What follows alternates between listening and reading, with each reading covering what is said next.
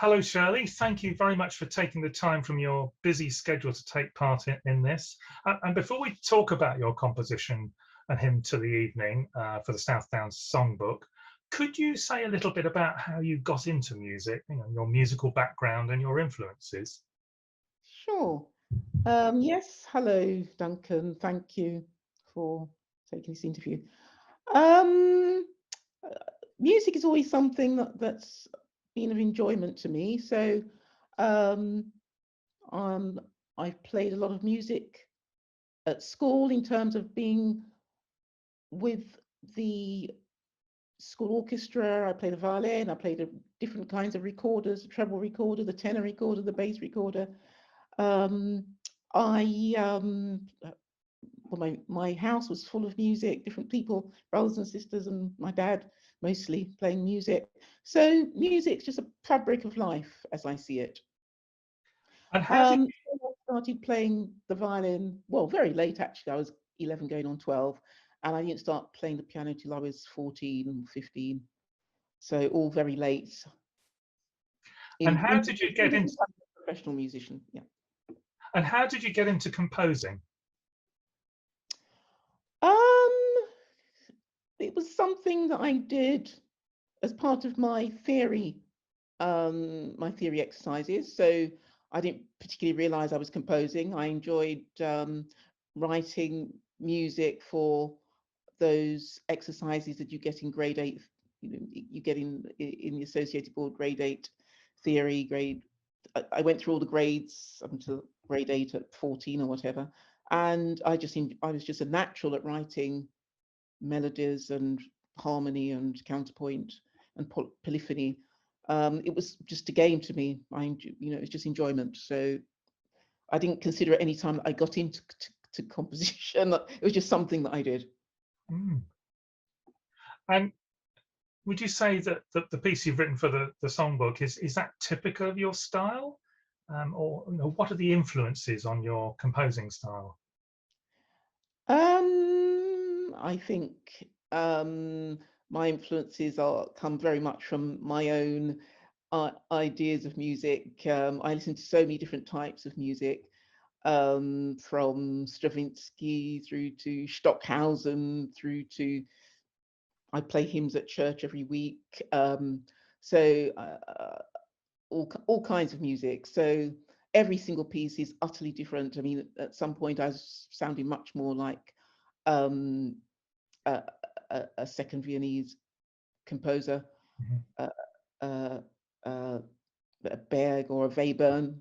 I was very much influenced as a student by Webern. So so many influences on what I do. I love a lot of Russian composers in terms of orchestral music. Yeah, every piece for me is so different, but I'm sure there's some commonality that a musicologist might find. Thank you. Now, I believe that the stimulus for A Hymn to the Evening was a poem by an American poet. Could you tell me something about why you selected that poem to evoke the South Downs, and do you often use poems to inspire your compositions? Yes, there are all kinds of stimuli to my different pieces. So sometimes it could be a flower. So for example, I've written a piece, 15-minute piece for cello called Blue Iris, and that's based on my contemporary interpretation of Bach's unaccompanied sonatas.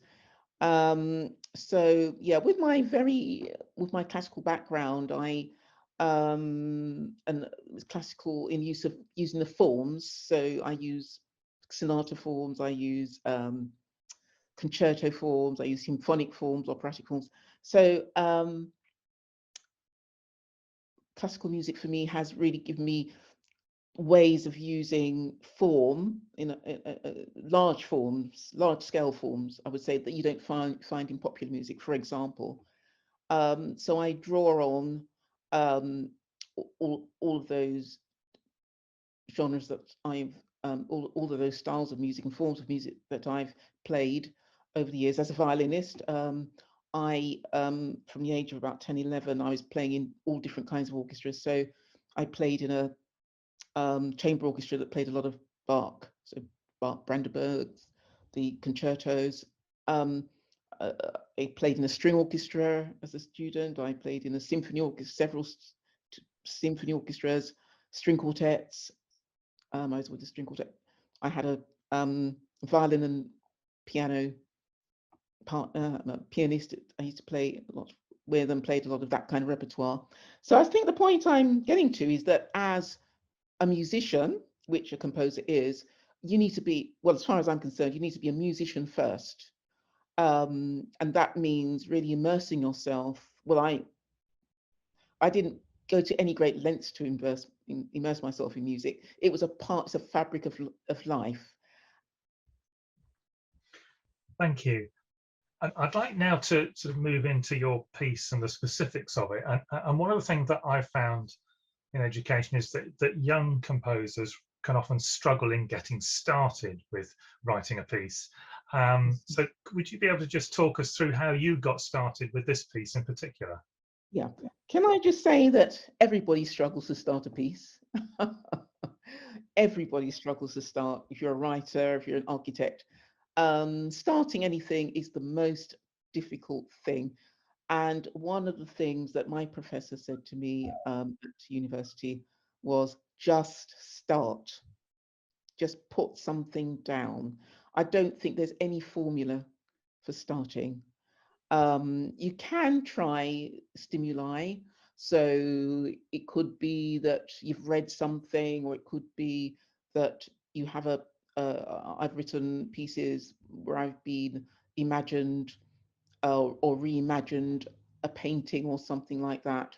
So you can find stimuli, but starting a piece is the most difficult thing. I think once you get started, you can get to the end, but you have to start. And many people don't start. And if you get stuck, in the start, do you tend to just ditch that idea or develop it, or are there any particular ways or hints that you have for how you work? Yes, I very rarely ditch anything because I do believe that that music is a divine thing and that it's come from um, a superpower. So when I do get the idea, it normally takes me through, and especially as I write a lot. I have a lot of commissions, so I usually go with what comes to me in that moment of writing that work. So yes, the start is very, very important, but my only gauge is that I have a feeling that this is the right motive for whatever it might be. Usually it is a motive because I do write motivically. So usually it is a motive. I was taught my composition lessons were very much about working with sound rather than music. So it was very conceptual in that we were looking at John Cage and that school of thought where what is sound, what is music, what is sound. So my approach to that was very different to writing with musical ideas, which I tend to do now. But as a student and post being a student, shortly after graduating, it was very the contemporary thing to do was to work with sound and conceptual music conceptually rather than writing notes. So I did get into a frame of mind of thinking conceptually. So I'll give the students an idea. So Lamont Young's, one of Lamont Young's pieces, stages a jar with a butterfly in it, and all the wind in a room, all the windows are left open, and when the composer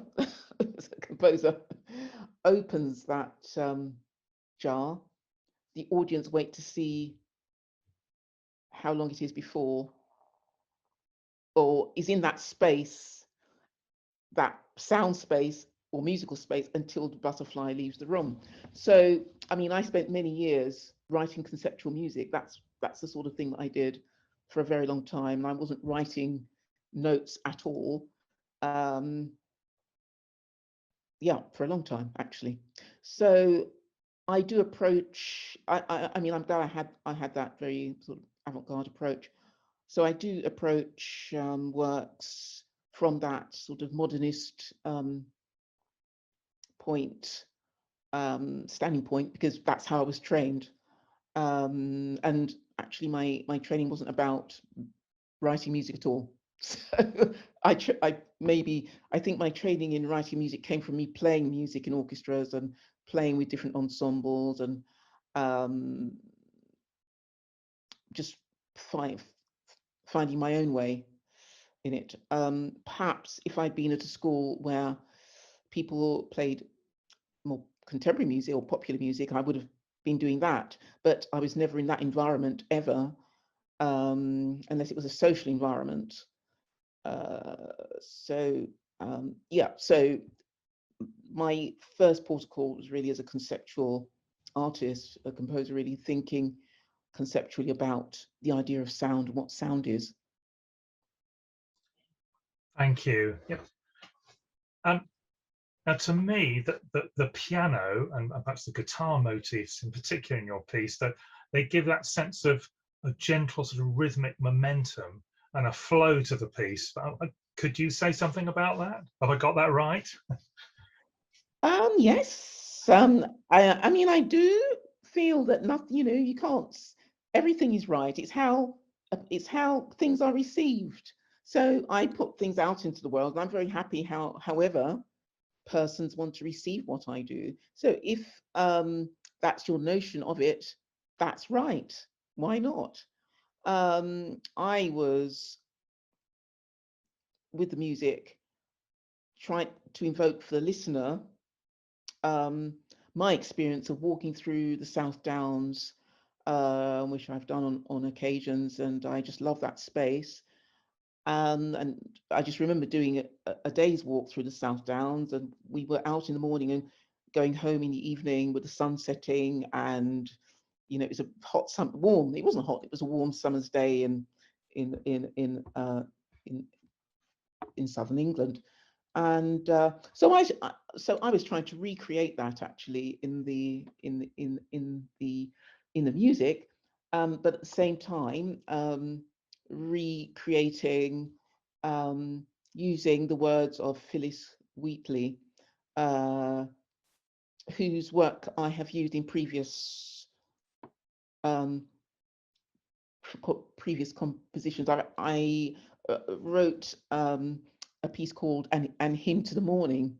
So it's actually, and at the time I'd wanted to do both pieces, so I took this opportunity to use and Hymn to the Evening, because it also fitted in with this idea of walking through the South Downs in the evening. And I love that gentility about her poetry. It's 18th century poetry, very genteel, and I love that idea of, I love costume dramas and things like that. So I just imagined a Jane Austen or a Jane Austen character walking through. They were very fond of walking through the South Downs. I think one of the other things that young composers struggle with is structure, and whether they should start with structure, or does structure just evolve as they start writing. And I wondered, is there anything you could say about your piece and in terms of the structure? Yeah, as I said, the best thing as a musician, and I think we do need to come back to that idea of us being musicians, because I think it all starts there. I spent many years playing the violin and the piano, and playing lots of other works before starting to write my own work. And I didn't think of myself as a composer. I just thought of myself as making music, which I think is a healthy way to think of music, of writing music. Structurally, I was thinking of a sort of verse and chorus, actually. So an instrumental chorus with the singer singing the verse. So you'll have so the piece has an instrumental prelude, you might call it, yes. Then the verse comes in, then you've got another instrumental prelude, and so I've got a sort of A-B form throughout, and a coda at the end. So that evolved as I started off with the idea of the instrumental coda, of the instrumental prelude, and then the poem helped me in terms of creating, using the words, and it evolved. So I used that structure of A-B, yes, A-B, A-B, A-B, C for the work. And yes, I think it's very important to have your structure. I work very much with structures. And so I'll create, once I have an idea, and I've started the piece, then I build the structure, then I go back and fill in that structure effectively. That's really helpful and interesting. Thank you. Can I ask you about your use of technology? Is technology important to you in as a composer tool, or using particular technology devices or anything like that? Yes, I work a lot with video for my operatic work and my stage works, and I've been doing that since 1990s. That's a very long time. So yes, I was probably one of the first composers to start using very much video technology and film technology as part of my work. I'm a trained filmmaker, so I think it comes from my comfort in working with the medium. And I'm a historian, so I use a lot of archival film and archive and historical ideas, which is probably why I didn't hesitate to use the Phyllis Wheatley poem. It's from, as I said, it's from the 18th century, it's Georgian period. So yes, technology, I think, I don't use it for the sound world necessarily. But of course, when I'm recording, that's a different thing. That's the sound engineer will offer ideas of how this may sound or that may sound. I use Sibelius as a tool. For a long time, I wrote freehand, so I can write. I had a rotring pen, which I was very proud of, and wrote very much as Bach or Mozart or Florence Price would have been writing. And just when I got very comfortable with my scores, I still have my handwritten scores, which in those days I would write a score in pencil and then I'd ink it, write it all over again. It was a very long-winded process. So now of course, I type everything in. I'm not sure if it's changed it probably has changed the way that I write considerably.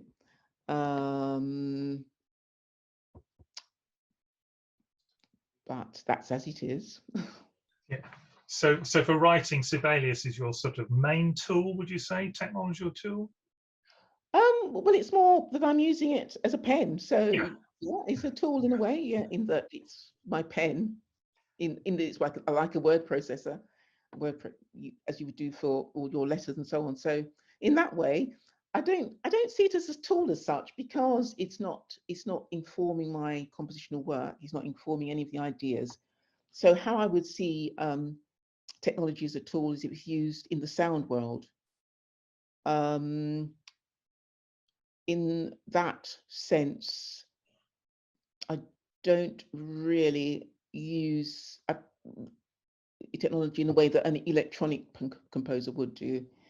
I have written film pieces where I've sampled water, I've sampled pebbles dropping in water, I've sampled all kinds of things and used those sounds to create film scores.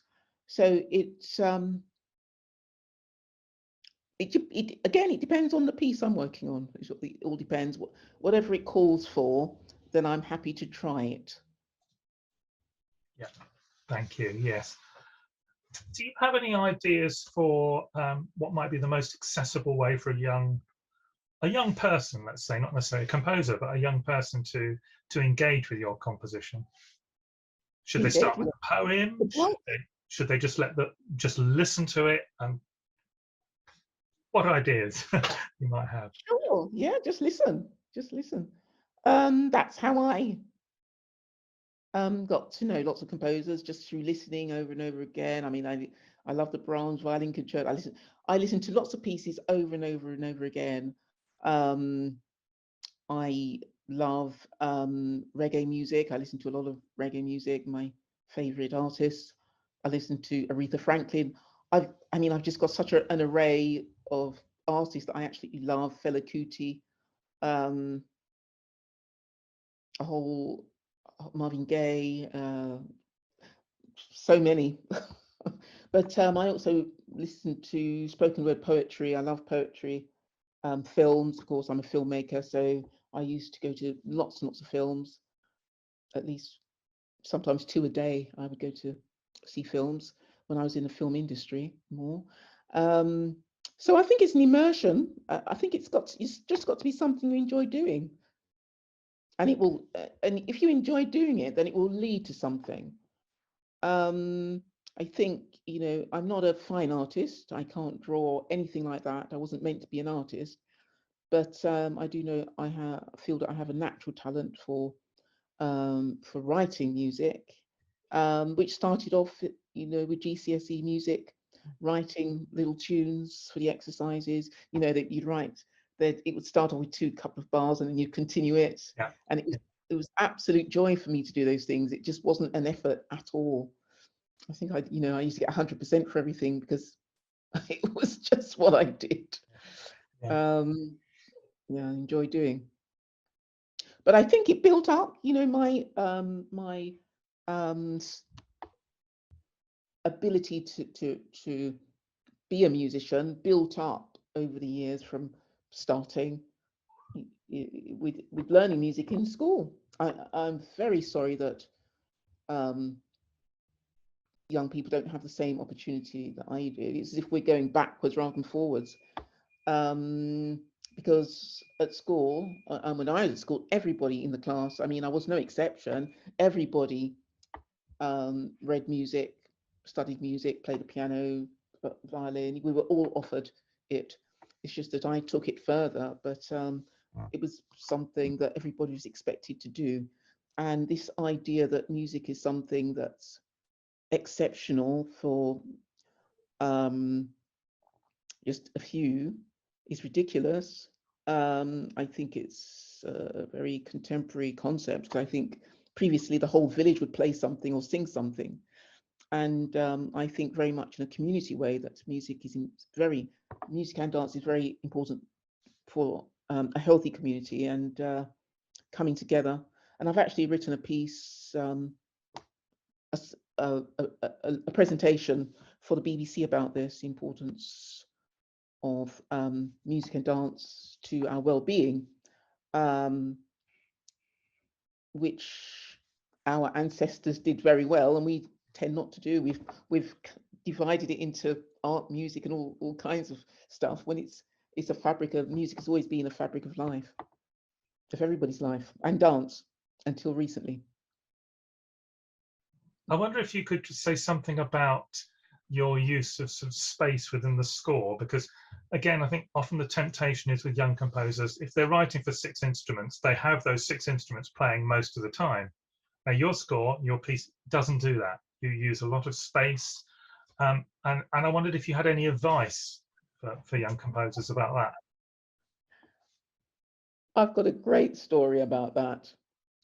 I had an exercise to orchestrate some Ravel music, and my professor was a Ravel. He's the Ravel world expert, and I spent, I don't know, 3 days using every single instrument in the orchestra over many lines. I don't know, 20 lines or something, and I took it into him. I reminded him of this recently, and I took it into him very proudly on the Monday. And when I got it back on the Tuesday, it had red pen all the way through it, all the way through. Red pen, red pen. In the days when we used red in pens, red pen, red all the way through my, I don't know, 40, 50 hours of work. And he said, you've over orchestrated it. So that was my lesson. Yeah, so you're absolutely right. I don't know why we always think we must use everything, but that was my lesson. So the red pen, I can see it now. And after that lesson, I started to write in the way that you saw that score. I think very minimally about instrumentation. I'm very particular about what is sounding at any one time. So yes, you'll see that the orchestration is very particular. It's very, each instrument is there for a very particular reason. Could you give me an example of perhaps a short motif from your composition and talk about how you might develop it? Because I think that's another challenge for young composers. They have an initial statement of an idea, but they then struggle to think, well, how do I develop that idea? Well, I think after you have the idea, a composer, it becomes intuitive. You as a composer, that is your job. You know individually. You can't. I don't think there's a way that you can instruct necessarily somebody how to develop the idea. That has to come from them once they've got the initial idea. So I mean, of course, there are various techniques. So I write quite polyphonically, so I like lots of layers. Sometimes a single line, sometimes counterpoint, sometimes harmonic blocks, sometimes octaves. So it really is down to the musician, to decide on the texture that they want. And as somebody that writes music, it's something that you learn because I've played a lot of music and listened to a lot of music. So this is where I would say that the more that you can listen to works of other people, all kinds of works, that will help you in how to take it forward. I'm always referring to lots of different pieces and musicians, and thinking, oh, that worked there or that worked there. So you have to have a reference point. You know, you can't write in the abstract. You do need reference points. And as I say, right back to my original idea, immersion in whatever you're doing. That's the only way.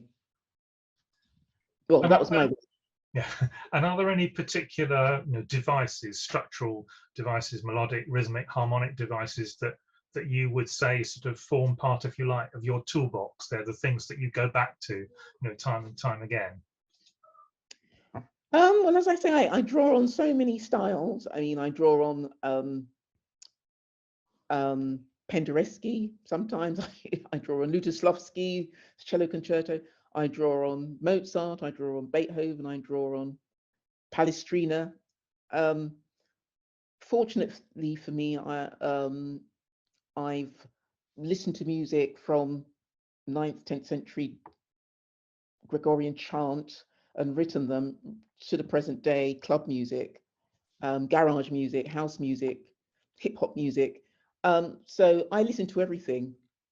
I listen to folk music from around the world, and it's always interesting. Culture interests me, and cultures from around the world interest me. So I'm always interested to know, oh, why is that particular group in Sweden singing that particular way, or that particular group in Appalachian Springs in America?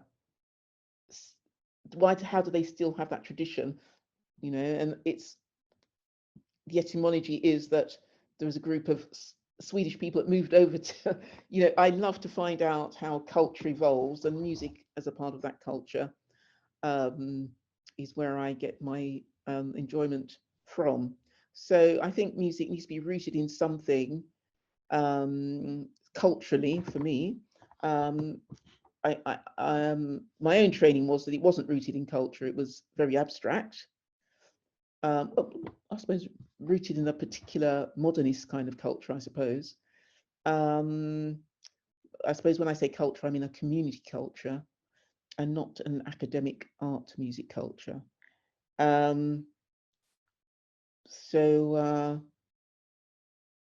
Yeah, I think it's right back to that immersion. If you're interested in something, it will evolve from you.